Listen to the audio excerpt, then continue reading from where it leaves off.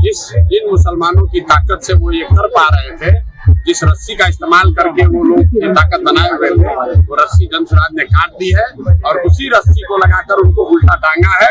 और तीसरे नंबर पर रहेगी आरजेडी, आप नोट करके रख लीजिए। आप ये भी कह रहे हैं कि किसी को वोट दे दीजिए लेकिन नीतीश को नहीं दीजिए, इसका वजह? अरे भाई, नीतीश से ज्यादा धोखा किसने दिया?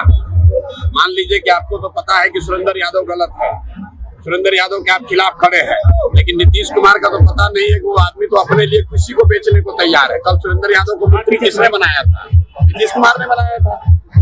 आज जमीन का सर्वे करके जमीन घर घर झगड़ा लगाने का काम कौन कर रहा है? नीतीश कुमार कर रहे हैं। स्मार्ट मीटर लगाकर गरीब का घर में अंधेरा कौन कर रहा है? नीतीश कुमार कर रहे हैं। जो पूरा भ्रष्टाचार फैला हुआ है, किसके राज में फैला हुआ है? नीतीश के राज में फैला हुआ है। तो नीतीश को वोट अपने समाज के साथ धोखा है, बिहार के साथ धोखा है, बिहार के बच्चों के भविष्य के साथ धोखा है। सर, बलुआ में आपकी पार्टी का झंडा फाड़ा गया है, चरारी विधानसभा क्षेत्र का, भोजपुर में। अरे भाई, झंडा फाड़ना, किसी का झंडा फाड़ना दिखा रहा है कि आप कितने विचलित हैं। अगर एक और लोग कह रहे हैं कि जनसुराज की ताकत नहीं है और दूसरे ओर जनसुराज का झंडा भी उतार रहे हैं, झंडा पर महात्मा गांधी हैं। आप जनसुराज का, प्रशांत किशोर का झंडा नहीं फाड़ रहे हो, आप महात्मा गांधी को फाड़ रहे हो। तो दिखाता है कि आपकी प्रवृत्ति क्या है, आपका संस्कार क्या है, आपका कार्यकलाप क्या है। सर, मांझी जी ने कहा है कि परिवारवाद की परिभाषा प्रशांत जी को अच्छे से नहीं आता, ये लालू जी कहते हम नहीं कहते। मेरे भाई, ऐसा है, अब मांझी जी की इतनी नहीं ताकत है कि मांझी जी से हमको सीखना है कि किस चीज का परिभाषा क्या है। मांझी जी खुद मंत्री है, उनका लड़का मंत्री है, उनकी पतोह चुनाव लड़ रही है। अगर ये परिवारवाद नहीं है तो परिवारवाद का नया डेफिनेशन, नया परिभाषा मांझी जी लिखे हैं, जारी कर दे वेबस्टर वगैरह में, वो सब पब्लिश हो जाए।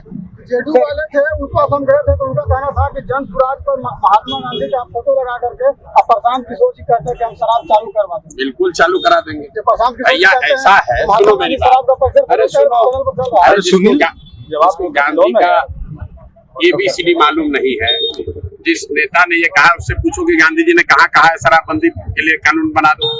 अगर गांधी जी कहते कि कानून बनाकर शराबबंदी कर दो तो देश जब आजाद हुआ तो पूरे देश में शराबबंदी लागू हो गया रहता।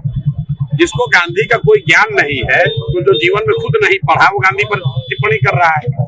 पहली बात समझिए, शराबबंदी हटाने की बात जो है, शराब जहाँ बंदी हो तब तो उसको हटाने की बात है। शराबबंदी कहाँ है बिहार में? शराबबंदी के नाम पर दुकान बंद है, होम डिलीवरी तो हो ही रहा है।